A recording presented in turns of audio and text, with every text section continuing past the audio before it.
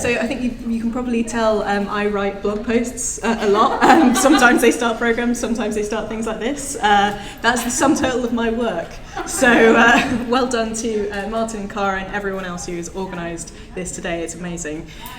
This is a brand new talk, and it's the first new talk that I have written in the last 5 years. So you can imagine I've been at GDS for 5 years. I recently left about a month and a half ago, and I'm off to do some stuff to do with bringing together city planning and land development in the UK government later on. But I've basically been talking about design in the UK government for a long time. So this is a completely different talk. So I feel like I'm amongst friends. This is my crew here. So if there are spelling mistakes, just keep quiet and tell me later. So hi, this is me. I am going to talk about today what makes a good service, and specifically why we need to start talking about it. Because I think there is a bit of a dialogue in design, in service design particularly, where we talk a lot about making things better, and we get very frustrated when we're in environments where not everyone shares the same understanding of what we mean by better. And so I think part of what I'm going to be talking about today is actually forming a bit of a narrative around what that means. I'm going to start with a story. I'm going to start with a story of Audrey. This is Audrey here. She is a 8th grade teacher, and she lives and works in New York. She graduated in 2001, and like a lot of people who graduate from college in the US, she graduated with a lot of debt. $77,000 to be precise. She did a master's and an undergraduate degree. And her loan, crucially, although it's provided by the Department of Education, is there anyone who works for the Department of Education here? Okay, no, all right, well, no one to fact check me. It might be right. The interesting thing about Audrey's loan is that it is owned by a company called Navient. And Navient, basically some people nodding, Navient have an interesting catchline. We enhance the financial success of our customers by delivering innovative solutions and insights with compassion and personalized service. Which makes no sense as a sentence. Like someone literally invented that like in a fever dream, one day. And they were like, I've got it, John, I've got it. This is what it is. So basically, Audrey's loan is owned by this company, and every time that she wants to do anything with her loan, extend it or repay it, she has to speak to Navient, who are a private company. And she, because she's a school teacher, she doesn't earn very much, and she has 3 children, she tried to lower her repayments several times. And every single time that she tried to do that, she was told by the person on the phone to defer her loan, because that was the easiest thing to do. So she deferred in total about 8 different times. And what was interesting is actually Audrey is entitled to something called the Public Service Loan Forgiveness Program. Some of you might know of this, some heads nodding, which seems like a really amazing program. Basically, if you stay in the public sector for 10 years and you make regular loan repayments, a certain amount, I think it's 120, you get to basically write off the rest of your loan. And so Audrey phoned Navient and asked to be included in this program. And she was told by them that basically, you don't worry about it for 2017, because she hadn't actually been working for 10 years at the point when she phoned them up. So she called back in December 2016, and she was told that she wasn't eligible. And the reason why she was told that she wasn't eligible was essentially because Navient have this rule, and it's a 7-minute rule, where every single phone call that happens at Navient has to be under 7 minutes, or you lose your bonus. And you can imagine the amount of money that people at Navient actually get paid is not a lot. So their bonus is really, really important to them. And the quickest and easiest thing to do for someone that doesn't require any form filling is a deferment of a loan. That is the only thing you can do with Navient to basically get someone off the phone as quickly as possible. Filling in any of the forms that she would have had to go through to be applicable to this scheme would have taken much, much longer. And so essentially, Audrey has been the victim of bad service design. And what's really frightening about this is actually technically the service is doing nothing wrong. Actually, there's nothing illegal about what Navient have done and what they have done to probably millions of other people who are like Audrey, because there is no regulation of services. Not in the US, not in the UK, not in Europe. There is no regulation of the way that we provide services, functionality like Navient's 7-minute rule that means that you need to get someone off the phone, not telling the truth to someone, Navient not telling her about the program in the first place, that's not illegal. That's just the way that we work in services. And now Audrey works 3 jobs, and she will essentially have to wait for another 10 years before she comes off her loan. 27 years after she graduated, which is appalling. But, you know, this is in total contrast to the way that we treat products, right? In the UK, about 100 products are recalled every single year. That might seem like a lot, but actually there are some quite kind of interesting things in that list, and some of them are very, very minor. This is actually a kind of dump from a government department who release an open kind of data set of all of the different product recalls. This is a small selection. You can see a lot of salmonella. You can also see a lot of mislabeling, date labeling, a lot of plastic included. The UK seems to like including plastic. And this one particularly, which is my favourite, which is a Scottish product, it is basically a seriously melting pot, which the pot actually breaks when it's heated. So we have some pretty, kind of, I would say, low bars when it comes to product recall. If there's a tiniest hint that something might go wrong with a product, we recall it. And some of you may know Victor Papanek wrote this in the 1970s, a really amazing book called Design for the Real World, where he said that there are few professions more harmful than industrial design. And I think actually this is now true, that actually there are few professions more harmful than industrial design apart from service design. And service design is one of the professions that is more harmful potentially if we get it wrong than industrial design and product design, because it's not just plastic in our products we're talking about. We're talking about people not being able to repay their loans, people not being able to work, people ultimately not being able to live because of our services. And it's not just the individual users that are being harmed by bad services. Actually, if you look at what's happening with the way the teaching is at the moment, something like 1.2 billion people currently are in default of their student loans right now. And last year there was a record in the number of teachers we didn't have in the US to be able to meet the needs that we have. 80% of California districts right now are appointing unqualified teachers through a means of basically using short-term licenses. So they are teachers that are qualified, but they're not yet qualified. So they're teaching in our schools in California right now. And the Oakland School Board actually said that recently the uncertainty of pay is what is causing people to not go into teaching. Direct results of things like Navient not being able to repay your loan because you don't get paid a lot as a teacher. So what do we mean by a good service? You know, where we're thinking about something that doesn't do all of those things? Well, I think it's kind of very simple that actually a good service kind of breaks down into sort of 3 different types of goodness. In that it's good for the user of that service, that, you know, Audrey is able to repay her loan. It's good for the organisation providing it. So Navient ultimately are a profiteering company. You can argue that that's not the right way of distributing loans, but Navient do need to make a profit, or at least need to be financially sustainable to be able to provide that service. So the service needs to be good for them, but it also needs to be good for society as a whole.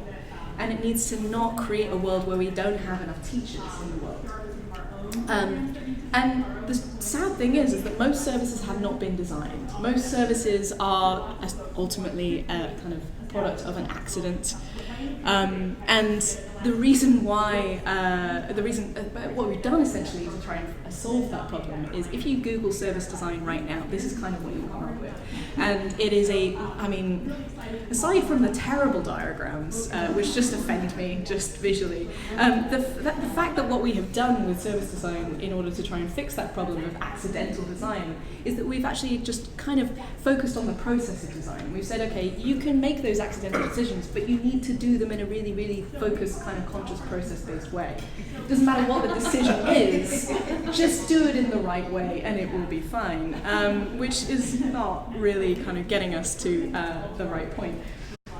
We even have 2 ISO standards for service design. I mean, look them up. They are literally nonsense. The first one at the top is actually being written right now by a group in Germany. So get involved if you want to standardize more of the process of service design.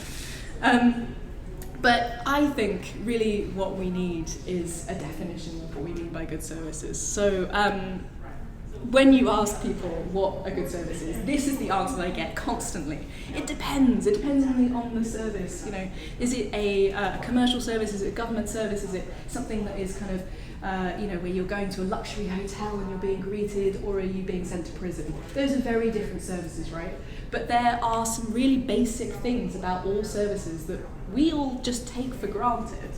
And actually those things are not obvious to the people around us. And they are things like being able to find the service. I know this seems really obvious to you guys, but being able to find the service is really, really important. And it doesn't matter if it's a luxury hotel or if you're trying to work out how to visit your friend in prison.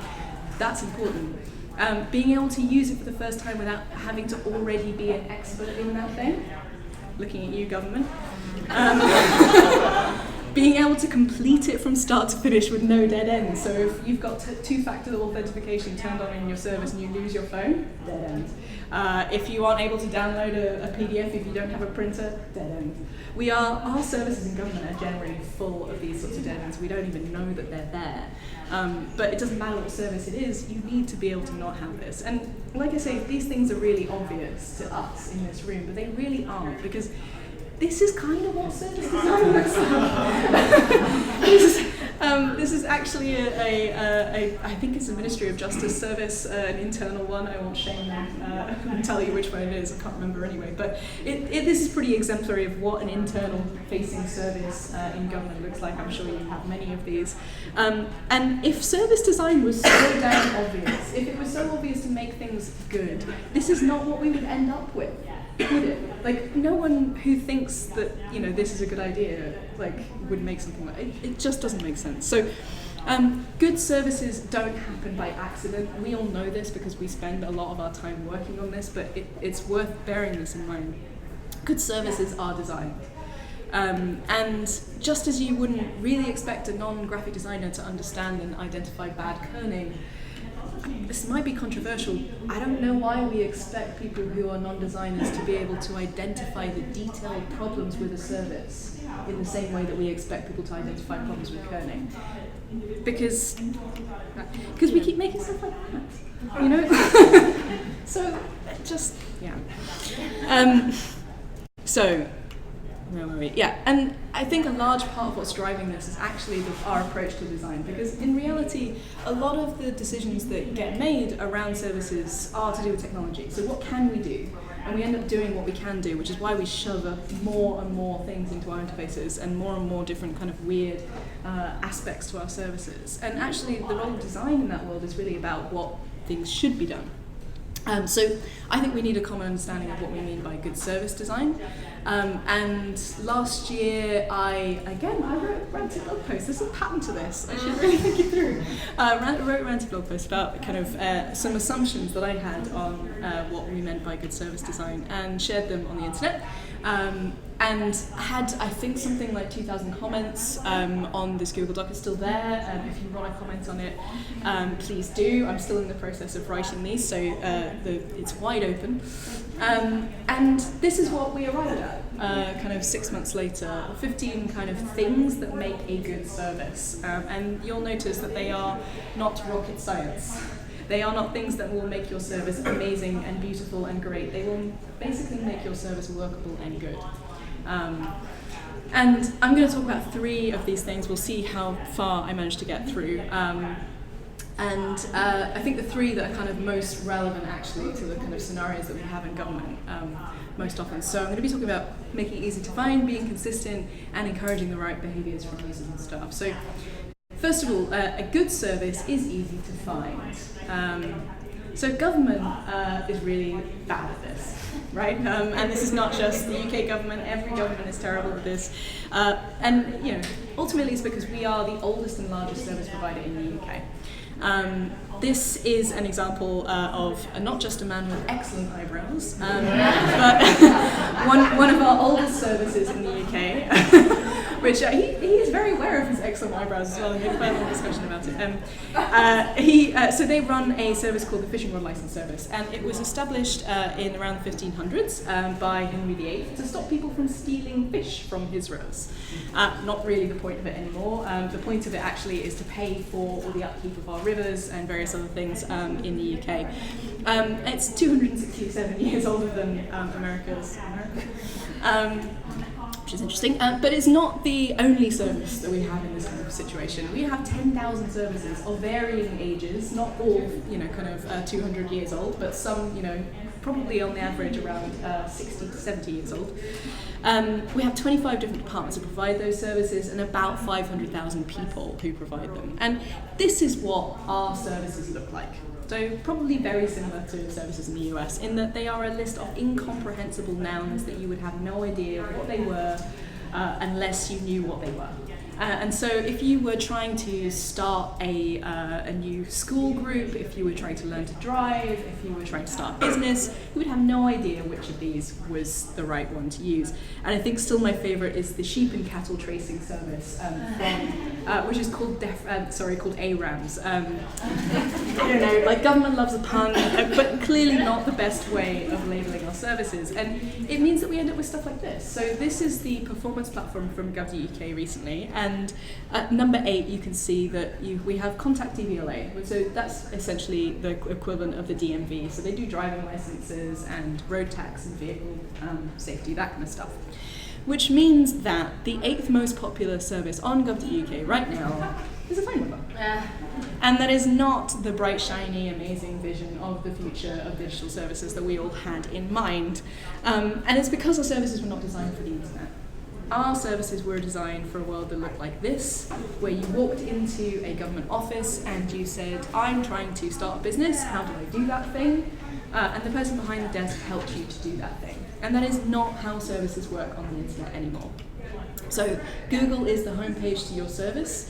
It's a homepage to pretty much every service, regardless of whether or not it's a digital service. It's where people start. So if they can't find it, then they're in trouble.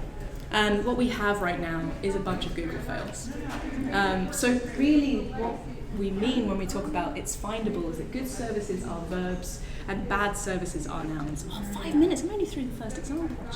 Jesus. It's the first time I've done this talk. Okay? We'll see how far we get through the next one. So good services are things like learning to drive, becoming a childminder, getting a pension. They are not things like SORN, charity letter forwarding service, or the employer ownership pilot. Funnily enough, because you wouldn't know what any of those things were. Still a Google. So, oh my goodness. Yeah, let's just skip over these because let's go to the next one. Now, principle number 9. A good service is consistent throughout. Okay, so I have a story to tell about Tesco's. Some of you might be familiar with Tesco's. Tesco's is a supermarket in the UK, and they have done some really awesome work to try and essentially make their service more inclusive, including the ability to be able to use MX as a honorific. So I was very pleased about this. I identify as non-binary, so I was like, great, perfect, I can use Tesco's service. Signed up online, everything was kind of going normally. All the emails, various things were going to MX Downe, which was very good. Only got a phone call. And from someone in their call centre, and who said, hello, is that Mrs. Downe? Because that's where their call centre is, right up there, outside of Blackburn, and that's where the head office is for the digital development of Tesco's. And no one had thought to brief the people in the call centre what MX actually meant, what non-binary was as an identity, probably the fact that gender wasn't a binary in the first place, and certainly not how to pronounce MX. And so now I have every single letter goes to Mrs. Downe, which is interesting because, there we go. But the interesting thing about this, and I'll explain why we have a picture of Ajax football team in the 1970s up here in just a second, is that actually services are only as strong as their weakest link. So that digital experience, sure, that was great. But it fell down completely when someone phoned me. And then, now letters are starting to come to me as Mrs. Downe. It's proliferated throughout the entire service. And in a way, services are a bit like football. So football works in the way that essentially it takes many, many different people to get the ball from soccer from one end of the pitch to their goal at the other end of the pitch. You don't essentially take one person then score at the other end. And services are very similar in the way that it takes many, many different people to deliver a service. And we are only as strong as the link between those different people. So that service from Tesco is only as good as the person who was the worst, essentially. And what's interesting is actually, some of you may know the story of total football, but very interesting kind of thing that happened in football in the 1970s, where a brilliant manager called John Michaels from Ajax in Amsterdam came up with a new format for playing football, and his idea was essentially you should train every single person in that team in order to play any single position. So rather than having a format for that team, they should all be equally skilled. And he recognised that actually football isn't about superstar players, it's not about the account sign up, and it's not just about your digital service, it's about every single thing working well together. And so, as I said, services are very similar to that kind of situation in that they are only as strong as their weakest link. But crucially, services are consistent, not uniform. Actually, if you have a service that is exactly the same to every single person under any single circumstance, it kind of feels a bit artificial. It doesn't quite work. And actually, O2 kind of realised this back in 2012. So. Back in the early days of 3G internet, O2's so O2 is a mobile service provider, much like AT&T, whatever, in the UK, and their broadband network went down for a period of 24 hours, and it was complete chaos. Actually, it wasn't quite as chaotic as this. There weren't literally things exploding, but because it was the first major broadband outage in the UK, nobody had any idea what was going on, and as you can imagine, basically people got very, very angry on Twitter, because also 2012 was kind of the time when that was what you did, right? It still is to a certain extent. But after about sort of 6 hours, the team who were running the Twitter account for O2 got really, really tired and essentially kind of handed over to an intern, a guy called Chris at the time. And Chris didn't know what the rules were for talking to O2 customers, and he did not know that there was a prescribed script that he was supposed to be giving people. And so when someone said this to him, he said, "We still love you." And it just kind of kept coming, and I didn't have time to put all of his amazing responses in, but he was a man of a great sense of humour, and the head of customer experience later said that Chris trod a very fine line, meaning that he probably got a promotion, but it was touch and go at some point, whether or not he was going to do well. But really, when we talk about consistency, what we're talking about is not giving people the same response whether or not things go right or wrong, or at the very beginning of a journey, talking to people the same as we do when we've known them for 5 years. That's not what we're talking about, because that's uniformity to your service. We're talking about consistency. So really, when we're talking about consistency, we're talking about consistency across the user journey. So from start to finish, do we recognise that actually, this is the same service all the way through? Was it going to different departments in different ways? Do we even think that this might be a dodgy bit of the service that isn't part of the service? Happens a lot in government. Is it consistent across different channels? So, does Tesco actually refer to you over the phone in the same way that they do in the digital service? Is it consistent over time? How are we actually able to make sure this service remains consistent and every single part of it feels like one journey over a long period of time as we change it? And crucially, is it consistent between different users? Because had Chris actually responded differently to some users and then responded with the kind of off-pat reply to others, that wouldn't have gone down very well. So that's really, really important as well. And I am going to finish there because Cara has flashed over 1 minute to me. But I'm going to...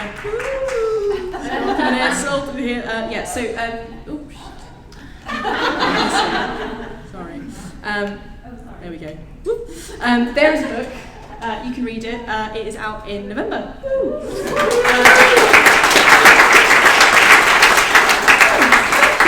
I've literally been writing on my own in my bedroom for the last 2 months, and so that's the most validation I've ever had, and possibly the most I will ever get. So thank you. That means a lot to me. If you are interested in learning more about those 15 principles of good service design, or if you want to tell me stories about any of those things, or if you disagree with them, there is still time. I've still got 3 chapters left to write.